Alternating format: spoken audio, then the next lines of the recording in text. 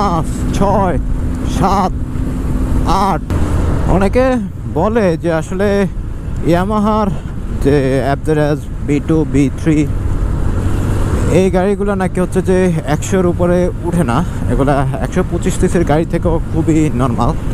তাদের উদ্দেশ্যে হচ্ছে যে এখন এই ভিডিওটা আমি করতেছি। অলরেডি আমি সমতল রাস্তায় আছি, আর এখন 93-92 স্পিডে আছে আমার গাড়ি। আমার এই গাড়ি অলরেডি 65,000 কিলোমিটার রান করতেছে, 64,531 কিলোমিটার। বাট এই যে আমি 100 তুলবো, আমার কিন্তু 100 তোলার মতন জায়গায় আমি পাইতেছি না যে আমি রাস্তায় 100 তুলবো। সো যেখানে হচ্ছে যে 100 তোলার রাস্তা নাই, সেখানে আমি 100 তোলার অপশন পাবো কই থেকে? আর আরেকটা জিনিস হচ্ছে যে গাড়ি তো 100 উঠলেই যে হচ্ছে যে গাড়ি ভালো হয়ে গেল বা গাড়ি পারফরমেন্স ভালো, জিনিসটা তো এমন না। সো আমি চাইলে হচ্ছে যে এই রোডে এখন 100, যেহেতু রাতের বেলা, দিন হইলে উঠানোর একটা প্ল্যান ছিল, বাট রাতের বেলা এই রোডে এখন 100 তোলা যাবে না, রিস্ক হয়ে যাবে। তারপরেও চেষ্টা করব যদি উঠাইতে পারি আর কি। আমার নর্মালি আমার এই গাড়ি 105, 10, 15 পর্যন্ত আমি উঠাইতে পারি। আজকে কত 64,500 কিলোমিটারের পরেও।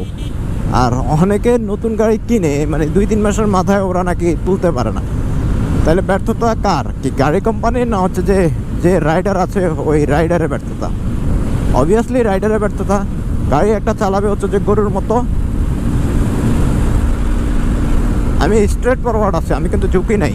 অলরেডি 102, 3, 4, 5 আমি আর তুলবো না। আমি চাইলে তুলতে পারতাম, অটোমেটিক কিন্তু উঠতেছে। এটা সমতল রাস্তা, এমন না যে এটা উঁচু থেকে নিচে নামতেছে যার কারণে উঠে গেছে। তো এটা একদম সমতল রাস্তার মধ্যে হচ্ছে যে 105 পর্যন্ত পিক আপে উঠে গেছে। আমার এটা জোর করে তুলতে হয়নি।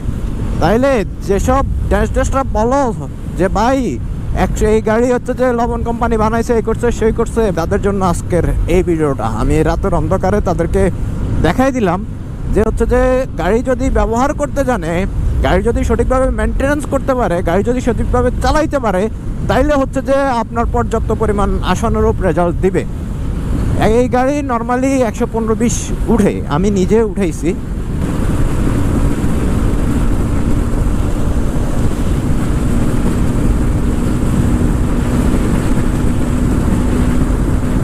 একশো 5, 6, 7, 8 অটোমেটিক উঠে গেছে, অটোমেটিক উঠে গেছে।